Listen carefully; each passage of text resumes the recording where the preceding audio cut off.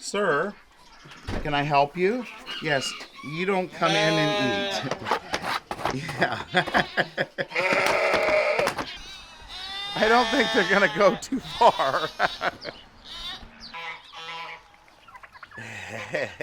Grumpy old man. Morning, kids.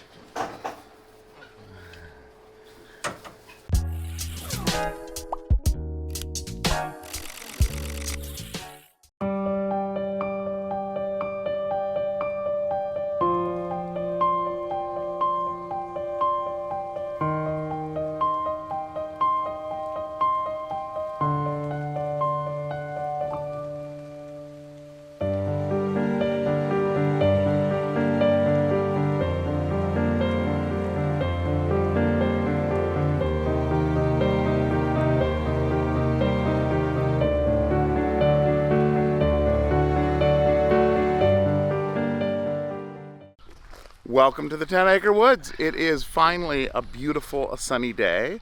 My name's Mark, my wife Tara, and daughter Tiana. So it happened again and again. I keep on saying this. Flooded. So Friday night we got about 2 inches of rain in the course of about, I don't know, it was about 8 hours. So things have started to dry up. So we are in a gravelly area. But the water was all the way up to, you can kind of see over there where there's a ridge line. So I took some pictures Friday morning when I got up to go to work, and we were surprised, to say the least, of the water that's come down. We locked up the alpaca and all the animals. Now we're going to go in for our morning feed. And the morning feed includes bottle feeding our 2 kid goats. Henry's all dry. And Henry. There was a few animals caught outside, so Tara had to come in early in the morning to collect some of the animals from outside, bring them in, keep them dry. Morning, kids. So they are growing. So we've got them out here. These are the 2 that we, yeah, these are the 2 that we had pulled because Mama, which is Blackie, didn't have enough milk. She wasn't producing enough milk, and she developed pink eye. So we have Daphne on the left and David on the right. So they're down to 2 bottles a day, correct? Yeah. Yeah. So 1 in the morning and 1 in the evening.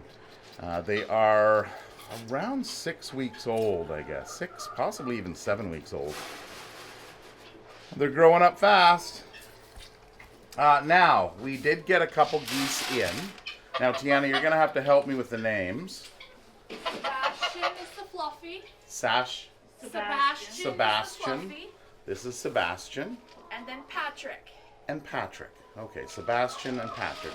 Couple more names I have to add to the roster. So Sebastian is actually the breed of goose. This is a male or female? Male. They're both males? Both males. Okay.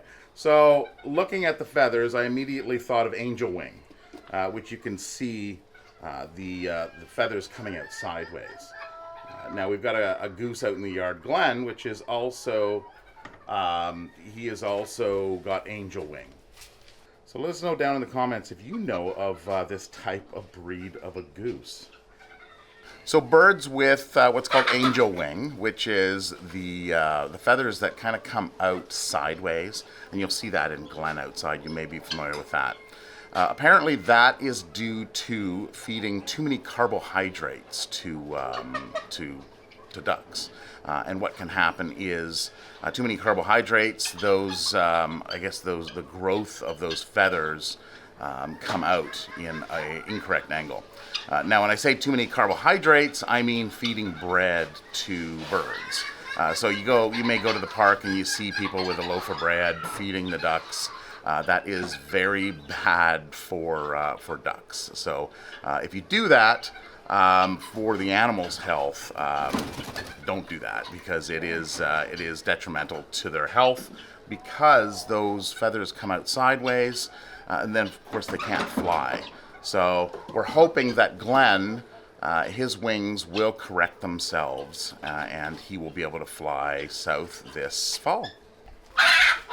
Whoa, that guinea told you, didn't she? So we've been getting a lot of eggs. Look at in the nest box. They're all broody. Yeah, like. I shoved all the guinea eggs under. Well, it's the small hens. Girls. And they're not laying, they're just broody. Like they're all sitting, each nest has, we stuck all the guinea eggs under them. There's 4 of them. I know. And they're all broody. Like it's like they. Well, this one's got it made. I know. She's just, oh, wow. Can I see if you got any extra eggs though? Yeah, is there any eggs in there? So they have access to their outer pen out through here. This area we'll have to clean up once, of course, it dries up outside. Well, we'll throw it out to help dry it out. And then... Yeah, and then we've got this pen over here. All right, so Tiana, I think, is just getting the food ready for the alpaca and pigs. Here's Blackie here. Interesting, like, so when Bun came in, like Edgar's really friendly, Bun came in, and we were hoping that they would bond, Bun and Edgar. So now when you watch them, they actually sleep together. Oh, do they? Yeah. They're in here? Yeah, right down here. Oh. So they're actually sleeping together now. Oh, there they are. Yeah, so they were outside in the outer pen, and of course. Oh, they were soaking wet. Yeah. Oh. They were drenched. Hi, Blackie. How you doing? Look at that eye. That eye's doing great. So it was the eye on the right, so her left eye. So it was clouded completely over. We put polysporin eye drop for pink eye in there, and she has cleared up nicely. Haven't you? Yes. So as soon as it dries out, maybe next week we'll put you outside. Yeah. All right. See, the alpaca are all waiting patiently, aren't you, to come in because they know the routine. Morning routine. Come in, have some breakfast, and then in the evening.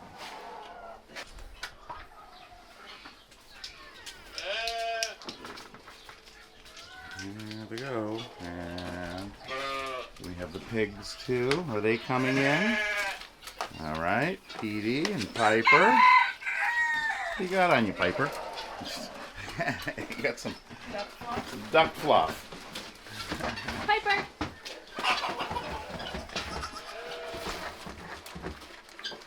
Oh, and we all know who that is if you've been watching. Turbo. Excuse me, sir. Sir, can I help you?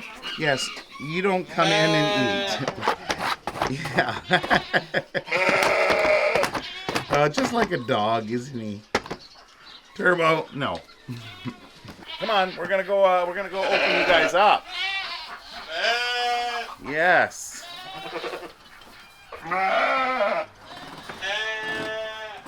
So Tara put this on early Friday morning. So the alpaca, the boys, so Jasper and Java, they were out back all night, and they didn't want to come in. So Tara had to actually go out. It was about 6:30 in the morning when she went out and brought them in and walked them into the barn and then closed things up.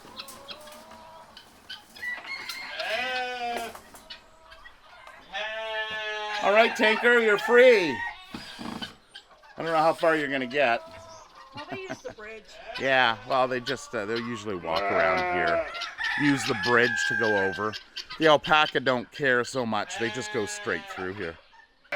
Everybody's wanting food is what's going on here. Their area is, of course, this gate here, which is completely flooded. So we're going to have to wait a few more days for that. Fernando's over there. Hey, bud. Fernando, what are you doing? How come you're over there?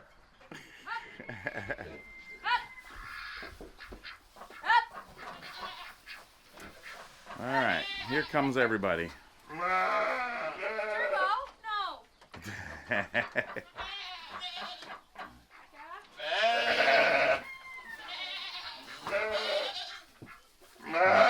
Yeah, Turbo wanders in anyway.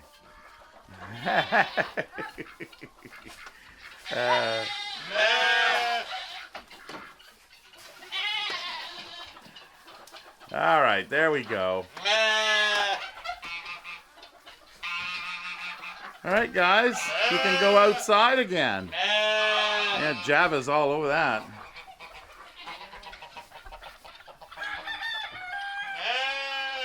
So Tara's just putting out some grain for the ducks and geese. Oh, you don't have your boots on? Ah.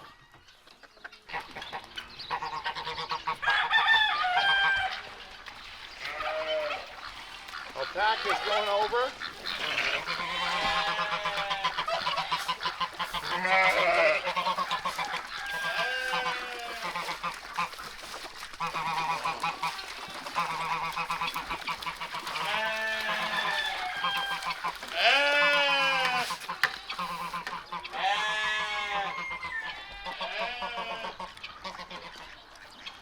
Right back to the back, eh? Who's back? Jasper, right back to the back. Well, Java's here. All right, so there's Glenn there. So that's the male Canadian goose, and you can see that feather sticking up on this side. And Gwen is right behind the tree right there, and she has you can see her wing is down. So she was actually shot late last year in the fall. So we're not quite sure if her wing is actually going to mend. But that's what angel wing is. So we've got our geese out here on the pond. This was completely overflowing the banks over on the far side.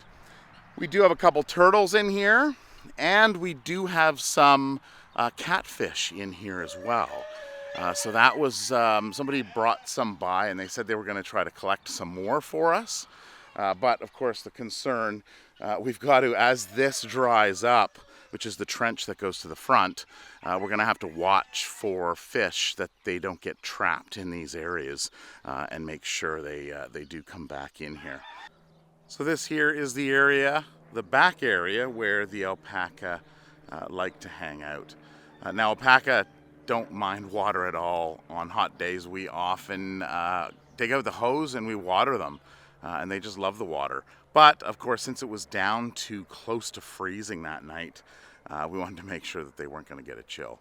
So they're all nice and dry now, and the water actually comes in from a pond back in this area here and flows across through and then into the pond. Now Tara's garden. So that's something that's going to be moving forward in the coming weeks. Of course, once things dry up and we're able to get some more soil, she's got to rearrange some of her boxes in here and get some stuff planted. She didn't plant this year inside because what she found was last year, especially in these beds here where she did her tomatoes, she pre-planted and put some in. And then later on, once it was nice out, she actually planted directly into the soil.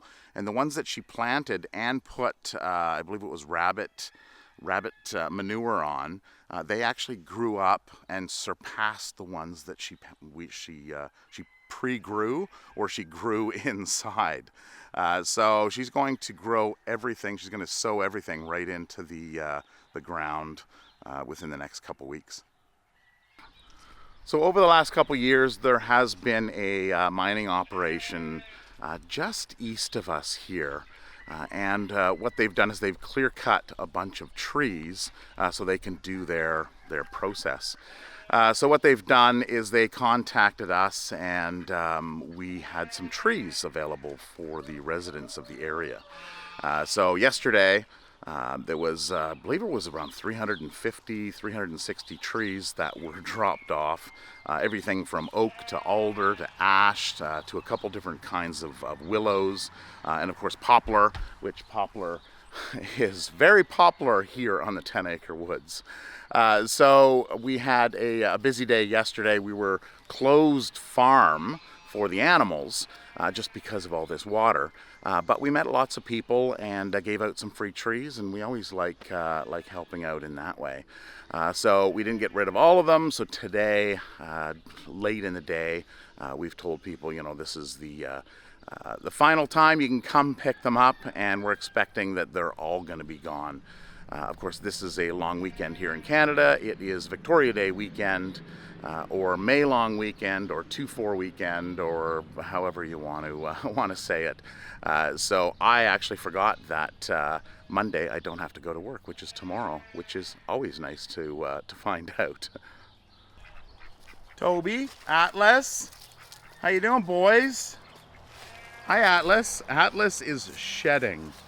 You can reach back and take clumps off of his back, and he needs a good solid brush. We've already taken like a dog's worth of hair off of him. So this time of year, right, buddy? Yes, all that shedding. And then Toby. Hi, Toby. What are you doing? So their dog run consists of this entire area here, and then they go down the stairs. So they've got the back half of the deck on the house, and then they've got this area to run around in. Oh, so you did open their gate. I don't think they're gonna go too far. Looks like Onyx on the far left there. She wants to go. No, there's not going to be too much running and playing in the grass today. Yeah, well, I guess they'll figure it out, won't they? On their little island. Quite often they lie on that area on the rocks and sun themselves. So I guess it's kind of like just a small patio, if you will. So the area where Henry was and the rabbits is this area in here. So we had Henry in here, and he was up on his perch right there, soaking wet. And of course, the other the rabbits, one of them was on this area here on that little house, I guess, the upside down dog carrier that we have in there. We've got 2 of them. And the other one, Bun Bun, the white one, was actually in this tube sitting in about an inch of water. So Tara had to come out, and she actually had to lift the tube to get her out and then take her in as they were quite wet. What is it, George? Protective boy. I'm just noticing here, looking in the water, you can see all those green flecks that are all across the water. So that's actually the duckweed that we have in the pond that comes back every year. So the ducks and the fish and a lot of the aquatic animals eat that. So it's blooming. What? Is that your girl? Is that your girl? All right, so apparently I'm the only one that wore rubber boots. Oh, Fernando. Fernando, hey. Fernando.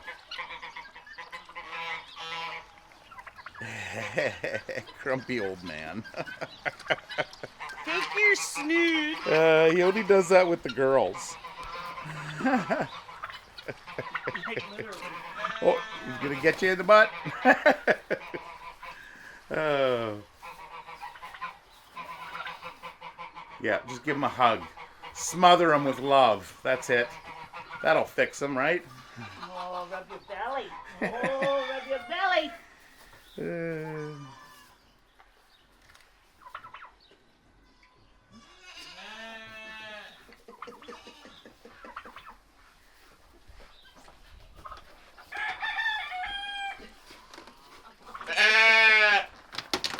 Oh, he tripped. Bye. Bye. Oh, Fernando. You can't get me.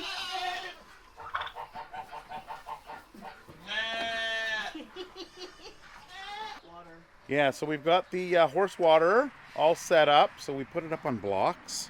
And then we've got a garden hose that just goes underneath here. We pulled out the heater of it from the winter time and put that aside. It just doesn't need to be in there in the summer. And hooked up the float valve, and now we have our automatic watering system for them. And then we've got another hose that goes this way that does the chickens over there. So I forgot to mention it in the last video. We now have water again. So it was about a week and a half ago. The water in the ground over by the well that feeds the barn actually defrosted, and that chunk of ice was then released. With all this rain, we're going to have to mow the lawn. This is the septic field, so it does really good in growth. And Levi probably wants to come out and help trim it, right, bud? Yep, see? He does. Now, a lot of people think, well, why wouldn't you let them on here? But these are miniatures, and they founder very easy with high sugar content. So our front yard here, because of the way the grass is, they have to work for it, and they don't overload themselves. So we can't let them out here to eat because it's like... It's sugar. It's candy. We can give them treats, but... Yeah. Oh yeah, they always love treats. Dandelions?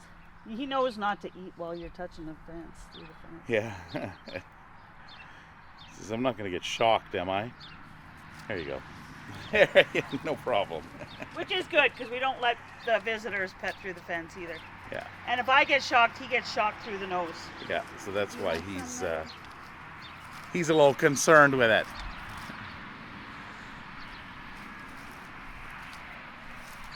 So when Tara went out to grab the rabbits and grab Henry and grab the ducks that are out there, we found that we did lose an animal, and it is an animal that you wouldn't think we would lose in a flood.